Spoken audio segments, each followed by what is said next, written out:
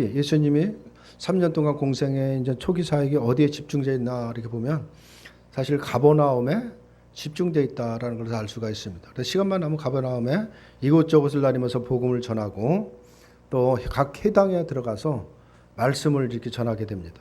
그런데 회당에 들어가서 말씀을 전할 때마다 많은 사람들에게 칭송을 받아요. 왜 칭송을 받느냐면 지금까지 들어보지 못한 말씀을 전하기 때문에.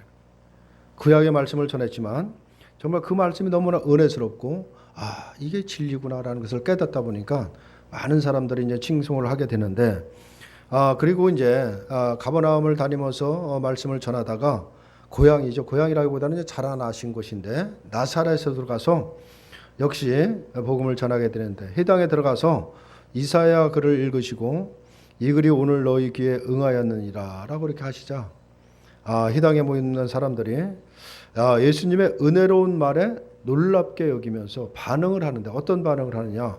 이 사람이 요셉의 아들이 아니냐라는 이런 반응을 하게 됩니다. 예수님이 읽으신 이사야 선지자의 글이라는 것은 뭐냐? 메시아가 오셔서 하신 일에 대한 내용이다라고 이렇게 볼 수가 있습니다. 메시아가 오게 되는데 하나님은 반드시 메시아를 보내시는데 그 메시아가 오시면 무슨 일이 일어나는지에 대해서 이사야에서 예언을 한 것입니다. 근데 예수님이 오셔서 뭐라고 말씀하냐면 그 예언의 말씀이 오늘 나를 통해서 이루어진다. 예언이 성취된다. 이런 내용이거든요. 그래서 우리가 지난 시간에도 말씀드린 것처럼 그것은 다른 것이 아니라 가난한 자, 포로된 자, 눈먼 자, 눌린 자들의 자유롭게 하시기 위해서 메시아가 오시는 것이고 바로 그 일이 예수님이 그들에게 함께 하시는 말씀이라는 그 말씀이 오늘 응하였다. 이런 말씀을 하시는 것입니다.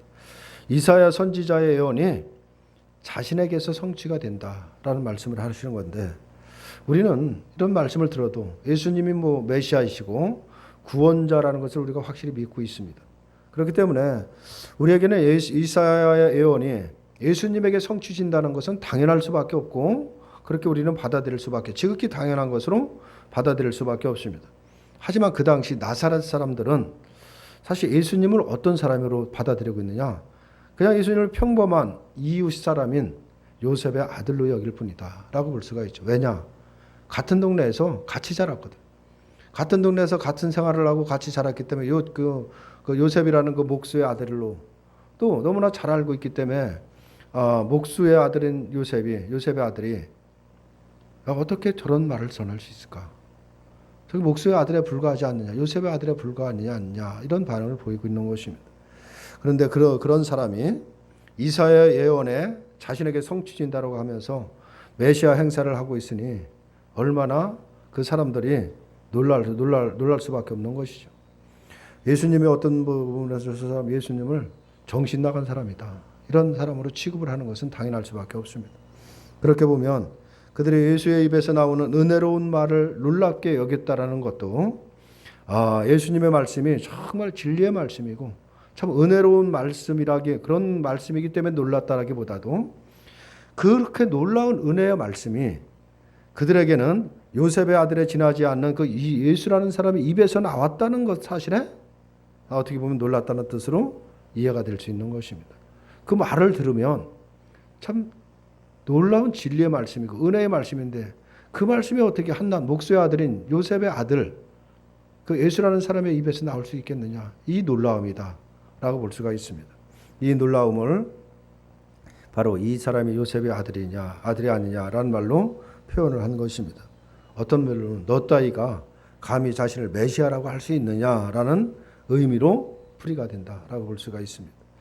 나사렛 사람들이 예수님에게 이런 반응을 보이는 것은 분명 무리는 아니죠. 당연할 수밖에 없습니다.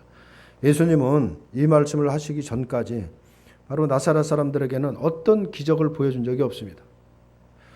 그런데 그렇기 때문에 나사렛 고향 사람들에게서 예수님은 그냥 어떤 사람이냐, 그저 평범한 그냥 하나의 인물에 불과할 뿐이다. 하나의 목수의 아들일 뿐이다 라고 볼 수밖에 없습니다. 그런데 난데없이 자신을 메시아라고 자칭을 하니 누가 그 말을 받아들일 수 있겠는가라는 것이죠. 결국 문제는 나사렛 사람들이 예수를 안다는 것에 있는 것입니다. 예수님과 같은 고향에서 같이 자랐고 예수를 너무나도 잘 알고 있는 것이죠. 예수님의 고향이 아닌 갈릴리의 여러 회당에 다니면서 가르칠 때는 많은 사람들에게 칭송을 얻었습니다. 그것을 보면 예수님이 누구인가를 안다는 것이 예수님을 메시아로 받아들이고 진리의 길로 가는 길에 있어서 오히려 걸림돌이 된다라는 것을 알 수가 있습니다. 이것은 비단 나사렛 사람들의 문제만은 사실 아니다라는 것을 알 수가 있습니다.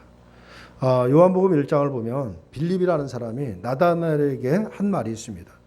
요한복음 1장 45절을 보면 모세가 율법에 기록하였고 여러 선지자가 기록한 그 일을 우리가 만났으니 그가 누구냐? 요셉의 아들 나사렛 예수리라 라는 이런 말을 했을 때 그 나다나엘이 반응한 말씀이 있습니다. 나다나엘이 그 말을 듣고 뭐라고 반응하냐? 나사렛에서 무슨 선한 것이 날 수 있느냐? 이런 반응을 하고 있는 것입니다. 당시 종교 지도자라고 할 수 있는 제사장이나 서기관, 바리새인들도 예수님에 대해서 바로 이런 선입견을 가지고 있었다라고 볼 수가 있는 것입니다. 결국 나사렛 사람들은 예수님이 자신들과 다르지 않은 별 볼 일 없는 존재라는 것 때문에 바로 예수님을 거부한 것이고, 종교 지도자들은 예수님이 자신들에 비해서 아주 하찮은 한참 뒤떨어진 존재라는 것 때문에 예수님을 거부했다라고 볼 수가 있습니다. 모두가 세상적인 기준으로만 예수님을 바라본 것입니다. 세상적 기준이 어떻게 보면 그들의 상식이었고 잣대였기 때문이다라고 볼 수가 있는데, 이것은 오늘날 우리들에게도 마찬가지인 것입니다. 우리가 전도를 할 때, 복음을 전할 때 가장 힘든 사람이 누구냐라고 하면 가족들이라고 합니다. 왜냐하면 가족들, 내가 누군가가 한 사람이 예수를 믿고 변화가 돼서 그 복음을 가족들에게 전하려고 그렇게 애를 쓰는데도 너나 잘하라 이런 반응을 보이는 것이죠. 왜냐하면 옛날의 모습을 알고 있었기 때문에, 옛날에 그 모습을 알고 있었다면 그런 모습을 기준으로 해서 네가 그런 존재인데 네가 변화봐야 얼마나 변하겠느냐, 이런 늘 어떤 그런 내가 알고 있다는 것 때문에 어떻게 보면 진리의 길, 복음의 길에 방해가 될 수 있다라는 것도 우리가 생각을 해야 되는 것입니다. 예수님은 고향 사람들에게 23절에서 이런 말씀을 하시죠. 너희가 반드시 의사야 너 자신을 고치라 하는 속담을 인용하여 내게 말하기를 우리가 들은 바 가버나움에서 행한 일을 네 고향 여기에서도 행하라 하리라 라는 말씀을 하십니다. 그런데 이 말씀은 나사렛 사람들이 한 말이 아니라 예수님을 바로 요셉의 아들만 바라보고 있는 그들이 반드시 그렇게 말할 것이라며 예수님이 하신 말씀인 것입니다. 다시 말하면 그들이 예수님에 대해서 어떤 반응을 보이고 어떤 말을 할 것인가를 미리 알고 바로 미리 하신 말씀이다 라고 볼 수가 있습니다. 예수님은 당시 유대인들이 많이 사용했던 그런 말을 인용을 했는데, 그 속담을 인용했는데 뭐냐면 의사야 너 자신을 고쳐라 라는 이 속담을 인용한 말씀입니다. 이 속담은 의사라고 하면 남의 병을 고치기 전에 너 자신의 병부터 고쳐야 한다는 뜻을 갖고 있는 속담인 것입니다. 예수님은 가난한 자들에게 복음을 전하시고 포로된 자들에게 자유를, 눈먼 자를 다시 보게 하고 또 눌린 자를 자유롭게 한다는 이 선지자의 말을 자신에게서 성취되었다라고 하셨습니다. 그런데 나사렛 사람들의 눈에 보이는 예수님은 어떤 모습이냐?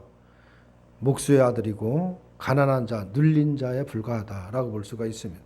다시 말해서 예수님 자신도 가난하고 사회적으로 포로되고 눌린 것과 같은 비천한 형편에 처해 있으면서 선지자의 예언을 자신에게 성취한다라는 것은 마치 병에 걸린 의사가 자신의 병을 고치지 못하면서 남의 병을 고치겠다고 하는 것과 같은 것이기 때문에 바로 그런 속담을 인용하여 가버나움에서 행한 일들을 내 고향 여기에서도 행하라는 말을 어떻게 보면 조롱조의 말이다 라고 볼 수가 있습니다. 예수님은 가버나움에서 여러 병자들을 고쳤죠. 많은 귀신도 쫓고 많은 병자들을 고쳤습니다. 이 점을 생각하면 예수님은 가버나움의 기적을 행하시고 그 소문이 어디까지 퍼졌냐면 이 바로 예수님이 잘하신 나사렛까지 이미 퍼진 이후에 나사렛에 오신 것으로 짐작이 되는 것입니다. 다시 말해서 나사렛 사람들은 이미 예수님을 가버나움에서 행한 일들을 들으면서 여전히 예수님을 별 볼 일 없는 요셉의 아들로만 여겼다라고 이렇게 볼 수가 있는 것입니다. 소문을 듣기는 예수라는 사람이 엄청난 기적을 다른 지방에서 많이 일으키고 있는 그 소문을 들었지만 여전히 그들의 마음에는 예수를 한낱 그냥 목수의 아들, 그냥 평범한 요셉의 아들들 정도로 생각을 했다라고 볼 수가 있습니다. 어쩌면 가버나움에서 놀라운 일을 행했다는 소문을 듣고 예수님의 예전과는 다른 어떤 특별한 다른 위대한 인물로 변했을 것이라고 상상했을지도 모르겠죠. 우리 고향에서 자란 저 사람 예수라는 사람인데 다른 곳에서 엄청난 일을 기적을 행하는 걸 보니까 그 사람이 대단한 인물이 됐는가 보다 나름대로 상상을 할 수도 있는 것입니다. 그런데 예전과는 다를 바 없는 모습으로 돌아온 그 예수님을 보자 가버나움에서 행한 놀라운 일도 무시해 버린다라고 볼 수가 있는 것입니다. 그러면서 자신의 병도 고치지 못하는 의사의 실력은 뻔하다라는 듯이 조롱을 하고 있는 것입니다. 만약 예수님이 부자가 되고 유대 사회에서 영적인 인물이 돼서 만약에 고향에 돌아왔다라고 한다면 선지자의 예언이 자신에게 성취되었다는 말을 하셨다면 사람들은 아마 그 말을 받아들이며 예수님을 단지 그냥 요셉의 아들로만 보지 않았을 것은 분명한 것입니다. 하지만 형편이 조금도 달라지지 않은 채 그냥 그런 옛날의 모습 그런 모습으로 그런 말을 하니 그 말을 인정할 수 없었던 것은 사실인 것입니다. 예수님이 이어서 뭐라고 말을 하냐면 그렇게 이제 어떻게 보면 예수님을 조롱하고 있었던 거죠. 그러자 예수님이 하신 말씀인 것입니다. 선지자가 고향에서는 환영을 받은 자가 없느니라 라고 말하는 것입니다. 그리고 이 사실을 설명하기 위해서 두 가지 사건을 인용해서 구약의 사건을 이용해서 설명을 하십니다. 하나는 뭐냐? 열왕기상 17장에 있는 엘리야 시대 시돈 땅에 있던 사렙다의 과부의 이야기를 하시고 또 하나는 다른 하나는 열왕기하 5장에 있는 엘리야 시대의 나아만의 이야기를 끄집어내서 예를 들어서 설명을 하십니다. 엘리야 시대의 하늘에 3년 6개월이 닫혀서 비를 내리지 않았죠. 3년 6개월 동안 비를 내리지 않아서 온 땅에 큰 흉년이 들었을 때 이스라엘에도 많은 과부들이 있었지만 엘리야는 그중 한 사람에게도 보냄을 받지 않고 누구에게 보냄을 받았느냐? 바로 오직 시돈 땅에 있는 사렙다의 한 과부에게 보냄을 받을 뿐이었다라는 것을 말하고 있습니다. 그리고 선지자 엘리사 때도 이스라엘에도 많은 나병 환자가 있었는데 그중 한 사람도 깨끗함을 얻지 못하고 오직 깨끗함을 받은 사람이 누구냐? 오직 수리아 사람 나아만 뿐이다라는 것을 말씀을 하고 있는 것입니다. 왜 이런 말씀을 하는가? 우리가 생각을 해봐야 되죠. 사렙다 과부와 나아만은 누구냐? 모두 이방인입니다. 유대인들이 아닌 것이죠. 이방인 사람들이다라고 볼 수가 있습니다. 그리고 엘리야와 엘리사는 모두 이스라엘의 위대한 선지자입니다.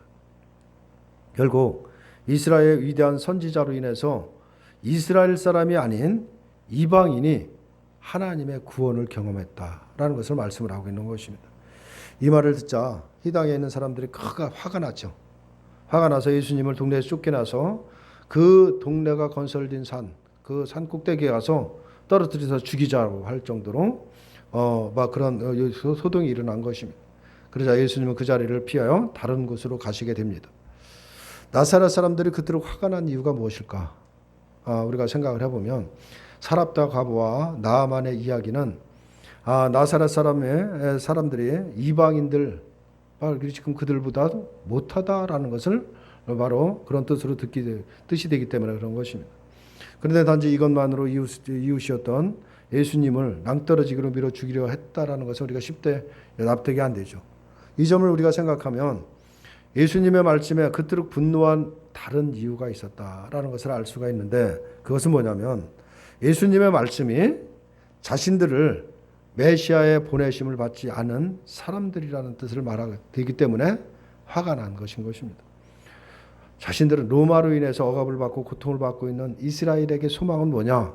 다른 것이 아니라 메시아의 오심인 것입니다. 그런데 메시아가 자신들에게 보내심을 받지 않았다라는 것을 보내심을 받지 않았다라는 것은 무엇을 의미하느냐? 바로 너희들은 하나님의 구원과 상관이 없다라는 뜻이 되기 때문에 그들이 화가 난 것입니다. 하지만 예수님의 말씀대로 하면 예수님을 단지 요셉의 아들만 바라보는 나사렛 사람들의 사고방식으로는 메시아를 메시아로 알아보지 못하고 영접할 수 없고 결국 하나님의 구원에서도 멀어질 수밖에 없다라는 것을 바로 잊지 말아야 한다라는 것입니다. 그렇다고 하면 바로 이 나사렛 사람들이 갖고 있는 그 선입견이 뭐냐?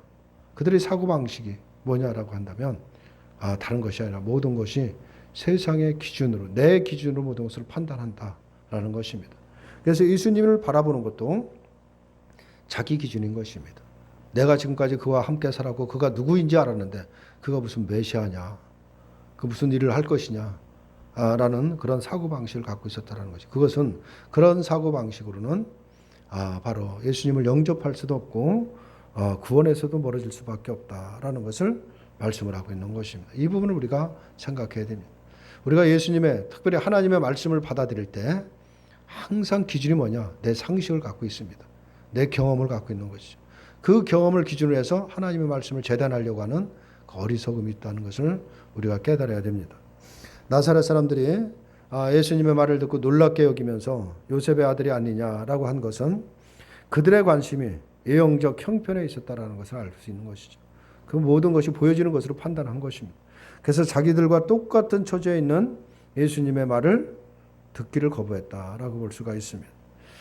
이것은 지금도 다르지 않습니다. 예수님을 지금의 형편보다 더 낮게 해주는 분으로만 바라본다라고 한다면, 예수님을 우리의 형편과 육신의 문제로만 바라본다라고 하면 우리의 영혼을 살리는 생명의 말씀을 듣지 못한다라는 것을 우리가 기억해야 됩니다.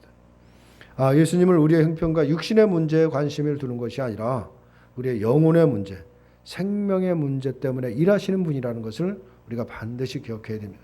근데 우리는 예수님 그러면 내 문제를 해결해 주실 분, 내가 요구할 때 모든 것을 형통하게 해주실 우리의 육신의 문제, 환경의 문제만 늘 바라보는데 예수님은 거기에 관심이 없습니다. 예수님이 관심이 있는 것은 바로 우리의 영혼의 문제, 생명의 문제에 관심이 있는 것입니다. 근데 우리는 그럴 생각을 못하고 늘 우리가 보이는 것만 우리가 바라보고 예수님을 바라본다라고 하면 그 사고방식이 뭐냐? 바로 나사렛 사람들의 사고방식이다라는 것을 우리가 깨달아야 됩니다. 사랍대 과부를 한번 우리가 생각을 해보면 오랜 가뭄으로 인해서 양식이 다 떨어져서 정말 할 수 없이 죽기로 작정하고 이제 이것만 먹고 죽어야 되겠다라고 작정했던 그 과부가 엘리사 선지자를 만났습니다. 엘리야 선지자를 만났죠. 그리고 하나님의 기적을 체험을 했죠. 통에 가루가 떨어지지 아니하고 그 병에 기름이 떨어지지 않는 기적을 체험했는데 과연 그가 부자가 됐느냐라는 것입니다. 형편이 더 나아졌느냐? 그렇지 않습니다. 그 사랍다 과부에게는 단지 그 기적이라는 건 뭐냐? 단지 굶어 죽지 않는다라는 것입니다. 거기에 있는 것입니다. 그것은 하나님의 구원의 은혜였다라는 거죠. 하루하루 때거리를 걱정하지 않고 살아갈 수 있다. 그것이 하나님의 은혜의 구원을 바로 경험한 것입니다. 나아만도 마찬가지입니다. 엘리사를 만남으로 인해서 그 문둥병을 갖고 있었던 그 나병이 깨끗하게 치료가 됐죠. 그런데 그 문둥병만 나았을 뿐이지 신분이 무슨 격상이 되고 부귀영화를 누린 것이 아닌 것입니다. 우리가 예수님을 만남으로써 누리게 되는 은혜라는 것은 다른 것에 있지 않습니다. 우리가 분명히 이것은 깨달아야 되는 건데 그것은 하나님의 은혜인 것이지 그 은혜를 누리는 것이지 우리가 이 땅에서 살아가면서 모든 형편이 좋아지고 내가 하는 일이 잘 되는 것만 우리가 생각해서는 안 되는 것입니다. 영원한 생명이라는 것을 우리가 놓쳐서는 안 되는 것입니다. 나 같은 자에게 바로 하나님의 복음이 전파됐고 나 같은 자가 그 복음의 말씀을 받아들이고 믿게 돼서 하나님의 영원한 생명의 구원에 참여했다는 것이 그것이 바로 놀라운 하나님의 은혜다라는 사실을 기억해야 됩니다. 이 은혜를 아는 것이 하나님의 진정한 사람인 것입니다. 근데 우리가 그 은혜를 자꾸 망각하려고 하는데 그 은혜를 누려야 되는 것입니다. 사랍다 과부와 나아만은 이방인이죠. 유대인들이 아닙니다. 이스라엘 백성이 아니고 이방인으로서 하나님께 어떻게 보면 무시받아야 마땅한 사람들인 것입니다. 그런데 그들이 하나님의 구원의 은총을 임했습니다. 반면에 나사렛 사람들은 하나님의 은혜를 입으며 구원의 은총을 받아야 할 사람들인데 오히려 메시아의 오심과 상관이 없다는 말을 듣게 된 것입니다. 오히려 그들이 하나님께 무시받은 존재라는 말이 바로 그들이 분노하게 했다라고 볼 수가 있는 것입니다. 성도가 하나님의 은혜를 안다는 것이 과연 무슨 뜻인가를 우리가 생각해 봐야 됩니다. 오늘 말씀 안에서 생각하면 나는 하나님으로부터 무시받아야 마땅한 존재일 뿐이라는 것을 아는 것입니다. 그것이 진정한 은혜를 아는 사람인 것입니다. 사실 우리가 하나님께 대접을 받아야 할 이유는 전혀 없습니다. 우리가 하나님께 은혜를 받을 이유도 전혀 없다는 사실을 우리가 기억해야 됩니다. 죄에 붙들려 살아가는 것뿐이고 항상 나만 바라보면서 내 유익만 생각하며 살아가는 것이 또 내 일에만 몰두하며 살아가는 것이 바로 나이기 때문에 그런 것입니다. 가난한 자, 포로된 자, 눈먼 자, 눌린 자가 바로 우리들이라는 것입니다. 사렙과보와 나아만처럼 하나님과는 상관없는 존재였을 뿐인 것입니다. 그런 존재였던 것입니다. 은혜와 그런 거리가 멀은 그런 존재였던 것이죠. 이 데오빌로 또한 비록 각하라고 불리는 그 위치에 있다고 해도 하나님께 무시받아 마땅한 이방인에 불과한 것입니다. 그런데 그런 우리에게 예수님이 오셨습니다. 하나님께서 우리에게 예수님을 보내신 것입니다. 하나님께서 하나님께 무시받는 것이 마땅한 우리에게 예수님을 보내셨다는 것만으로도 우리는 하나님으로부터 놀라운 대접을 받은 것입니다. 이 부분을 우리가 깨달아야 되는 것입니다. 이것을 아는 것, 다시 말해서 우리가 예수를 믿고 구원을 받았다는 이 구원의 은혜를 아는 것, 이것은 우리에게 가장 중요한 것입니다. 이것을 우리가 진심으로 안다라고 한다면 진심으로 하나님의 은혜를 아는 자다라고 볼 수가 있습니다. 예수님이 우리에게 오셨고 우리의 죄를 대신해서 십자가에 죽으시고 부활하셔서 우리들의 영원한 생명의 세계에 있게 하신 거야말로 무엇을 더 우리들이 원할 것이고 무엇이 더 필요하겠느냐라는 것입니다. 무시를 받아 마땅한 것이 우리들임을 우리가 생각해 보면 지금 우리에게 주어진 하나님의 놀라운 은혜의 세계는 얼마나 큰 것인가. 세상에 무엇을 가지고도 얻을 수 없는 놀라운 사건이고 은혜라는 것을 우리가 깨달을 수밖에 없는 것입니다. 오늘 이 본문을 말씀을 통해서 정말 내가 주님의 자녀가 됐다는 사실 하나만으로도 하나님 나라의 백성이 돼서 영원한 생명을 가지고 이 땅에 지금 살아가고 있다는 한 가지만으로도 우리는 감사가 넘치고 기쁨이 넘치고 하루하루 정말 우리가 살아갈 때 세상의 환경에 눌리지 않고 모든 것에서 자유하며 살아갈 수 있는 존재라는 것이 증명이 된 것입니다. 우리가 누려야 되는 것은 바로 이것을 누려야 된다라는 것을 깨닫게 됩니다. 우리는 과연 하루하루 무엇 때문에 무엇을 위하여 무엇을 누리고 살아가는지 한번 생각해 보시는 저와 여러분들이 되시기를 주님의 이름으로 축원합니다.